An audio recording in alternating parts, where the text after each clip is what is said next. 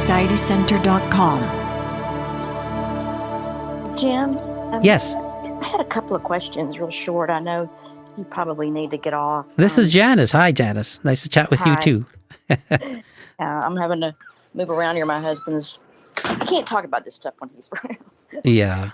But I wanted to ask a question about, like, with the... Of course, you know, I have the issues, like my main symptom, which everybody has a main symptom. Yeah. Plus the small ones, you know, it's the dizziness, the off-balance. Well, it's not vertigo, you know, it's that non-spinning, the same stuff y'all have listed in on your symptom thing, you know, feeling like the floor sinking, floating up and down, a lot of derealization with it, a lot of visual and sensory stuff. And the only time I don't have it is when I'm in a car, I feel normal, and when I'm laying down or sitting. But I wanted to ask, you know, in trying to calm the system down, which is what, you know, my main thing that I've been working on, how do you do that? Because this symptom, out of all the symptoms I think I've mentioned to you, is the strangest, because it's like your body reacts to it automatically. So you cannot walk around and feel calm. And like, I love to walk, and we moved a year ago, so we have a nice walking section with the forest and stuff. Mm-hmm. And I do walk, but I'm pushing a stroller with my little dog in it. And I can walk alone. It's like the faster I walk, the better I am too, balance-wise. But it's like, how do you do it? I mean, I'm literally white-knuckling, I notice, when I'm holding. I mean, how do you relax the body, you know, you said you walked for relaxation when you got home and meditated and stuff. So how did you do that, feeling dizzy 24/7 at first? Yeah, well, I'm just going to comment on one thing that you said. You're right. The body is going to respond because it's an instinctual threat. Mm-hmm. Being off balance is just going to. Yes. So you're going to get a first fear reaction no matter what happens, just how it works. And so how do we recover when that is going on? Well, for me, I got so used to the dizziness and so used to containing myself when it happened. First fear, trying to say, oh, well, whatever, just dizzy. Give it a second, it'll go away, or, you know, it'll ease up, or it'll be more manageable, or whatever. Sometimes you had doozies where it's like, whoa, this is really significant. Then you had to spend more time calming. So the overall goal is to tolerate those symptoms for what they are, do whatever you can, but really focus on deep relaxation as best you can. And I also struggled because the minute I started to deep relax, I got worse. Like the dizziness would get worse. Yeah, I was going to tell you that meditating and stuff is really hard for me, and I use your meditation thing. I was using that, and it's like it makes me even more jittery and more. It does. So I had to persevere through that because I thought, all right, so if I need to get better, I have to get my stress down. And getting my stress down, I have to train my body to be calmer, and this is one of the best ways to do that. So I'm just going to have to persevere. And whenever I had those moments where it felt more out of control than normal, then I would settle myself and say, okay, wait, give me a moment here, settle down again, and so it can be more tolerable. So I worked at it, and that deep relaxation really made a big difference over the course of time. Because that's really, when dizziness is your primary symptom, or one of the ones that bothers you the most, and it's persistent, the only way to get rid of it is to get that overall nervous system cooled off and calmed down, and that just takes time. And so I got used to the symptom, tolerated it, shut off every second fear I could whenever it fired. And over the course of time, my body recovered and got easier because then it started to ease up too. So it wasn't so prevalent. Yeah. Yeah. And see, I know all that. It's like, but it's still so hard because the body just wants to automatically, when you're walking and you feel like you're going from side to side, you're swaying, you're bobbing, whatever, then your body is just going to automatically, and I also, I force myself to go out to restaurants and things too, because I believe that exposure is good. But in a way, it's hard because, you're feeling the way you do because of this stupid symptom. And I've had this has been going on, for a couple of years, but it was very gradual for me. And it did start with the stress and anxiety, of course, with my mom and just things. Yeah. But I just know that, I tell my husband all the time, how am I supposed to even relax my body, if I feel this way? And of course, you got things going on, drama and little things. And, when you're hyperstimulated, every little thing sets it off, Yeah. sets your body off. Yeah. So it's just, I've had all these symptoms since I was young and could deal with them and work through them and get rid of them. Like I was saying with the throat one, I had all these tests, blah, blah, blah, blah. And then I had the heart palpitations and I had stomach issues, of course. It's kind of like what all you had. I was reading your story. And, but once I stopped fearing them, and believed what they were, they went away. Yeah.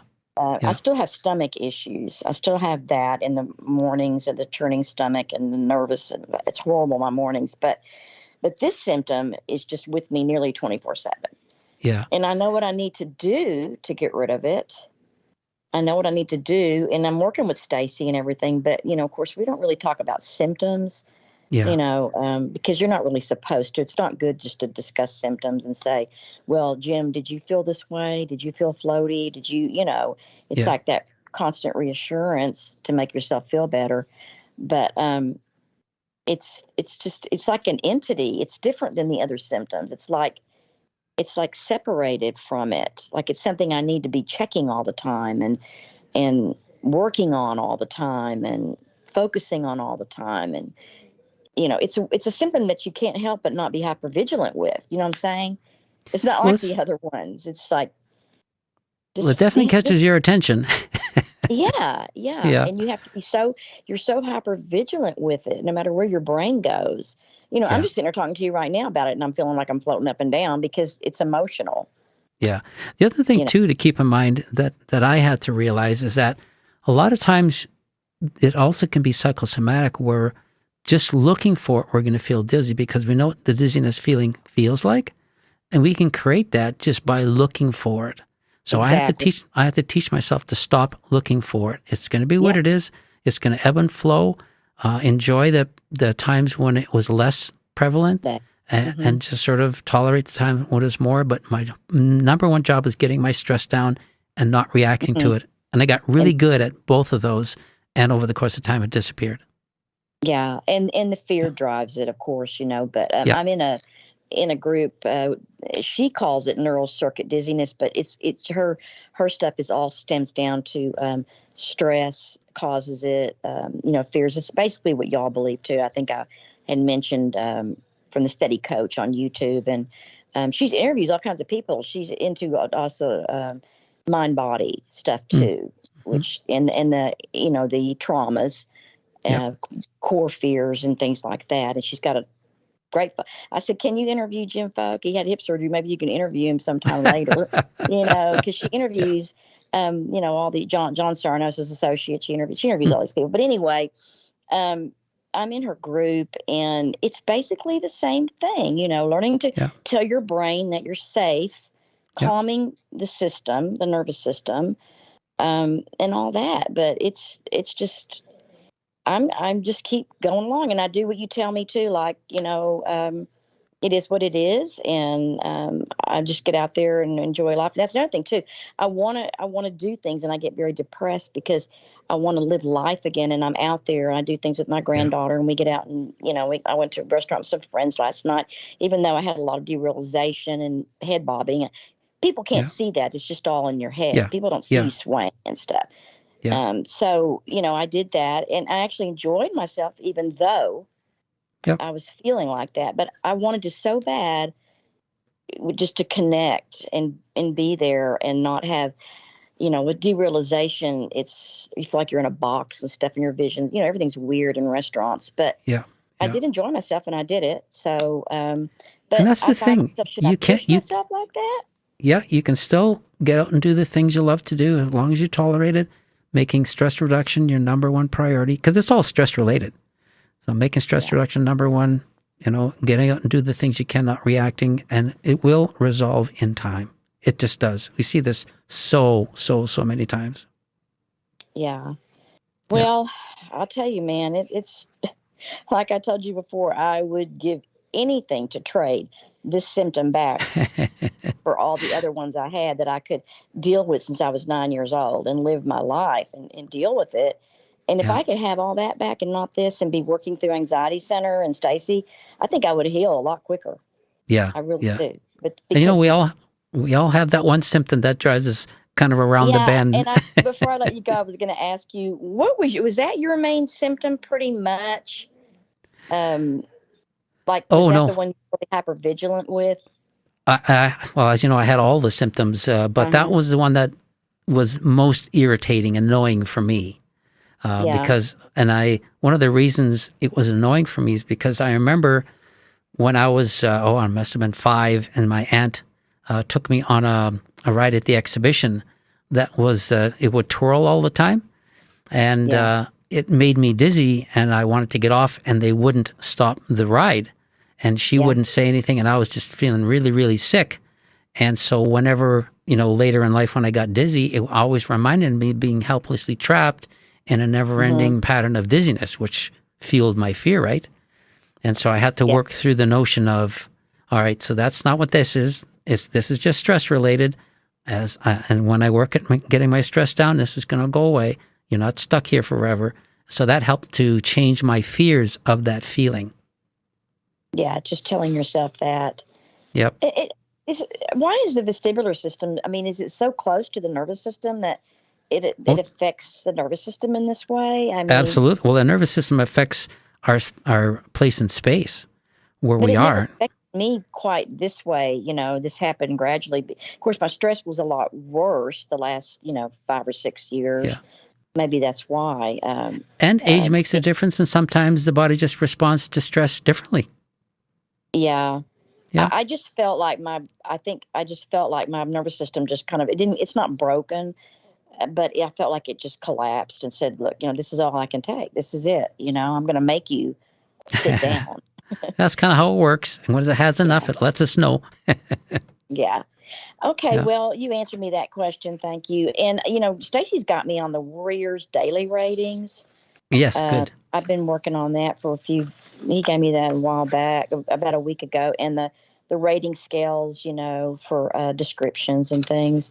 Yep. And I've been doing that every night. And it's kind of showing me my good days and bad days, but not sure how it's exactly going to help, but it shows me the rate where you forget, like yesterday, you were at 80% and today you're at 30% or something. Right.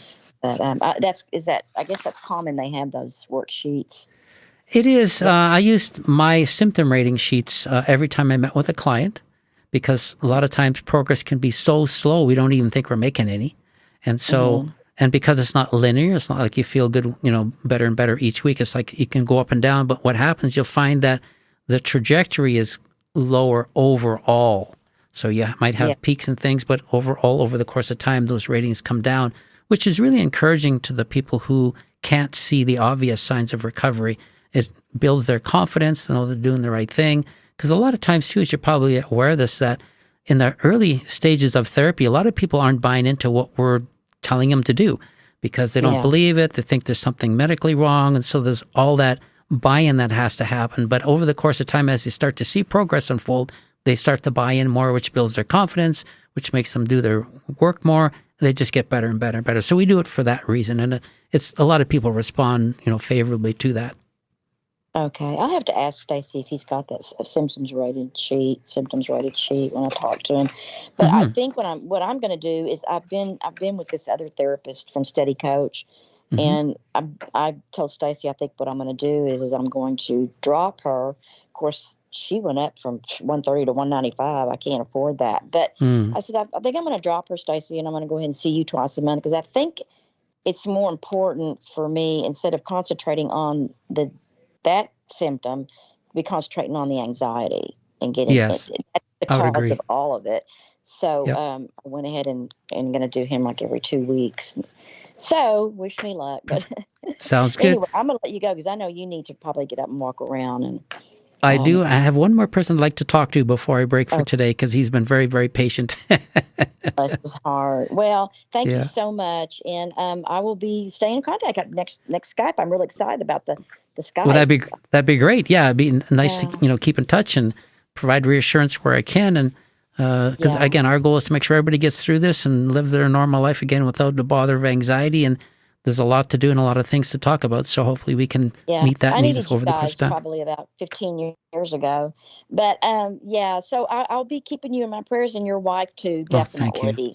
Thank you Bless very her much. heart. So you have a great week, and thank you so much, and God bless you, Jim. I really appreciate you. Thank you. Oh, thank you so much, and for your prayers as well, and God bless your week too, and we'll look forward to chatting again. Yeah, till the next time. Bye-bye. You bet. Okay.